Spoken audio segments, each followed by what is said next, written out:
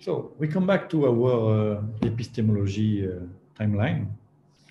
I put Newton there. Newton was very important. We are going to come back to him. He made fantastic progress in the science, but not as important that I should not put some other guys here first in that very short time that we have to make a draft of what is the epistemology.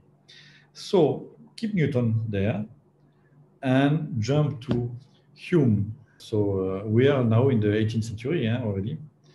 And Hume really started a new kind of revolution, because he was absolutely saying that rationalism is something that doesn't work. What should work is empiricism. So we are full in the time of empiricism. And empiricism is not deduction, it's about induction. We are going to see that again a little bit later. So what Hume does, Hume rejects the causality from Aristotle. He says at the core of our knowledge should be the induction. And what is the induction? Is the expectation that a cause will be followed by an effect. So we are not anymore observing something and deducing a concept from that observation. No.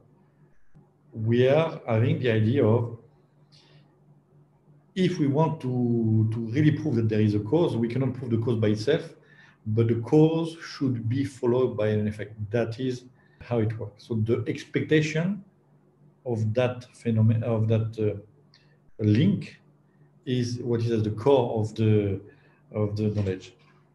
So he also created with that the first theory of the complexity, because you may have simplicity, simple stuff, but if you add many simple effects, many simple causes, you may have very complex effects. And he was kind of saying, yeah, everyone is speaking about simplicity, but there is a complexity, and the complexity is something that is beyond those simple ideas. It was, in germ, the idea of emergence. You know, nowadays, 21st century, everyone speaks about emerging or emergence of faculties. And it's also the time of the skepticism. Hume was a huge skeptic.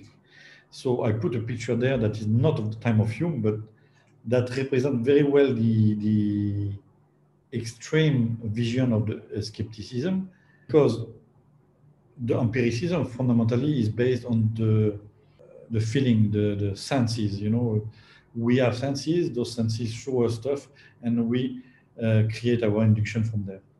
But if you think that, then nothing could be really true, because what proves us that our senses are not lying? Is it the real truth?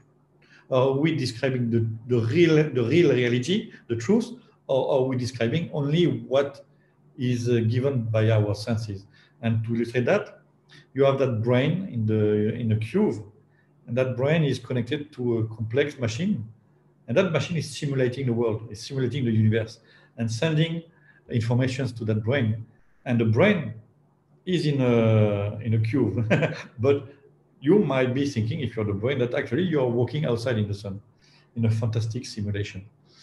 And you have plenty of those concepts in the recent science fiction movies. So that comes with the empiricism.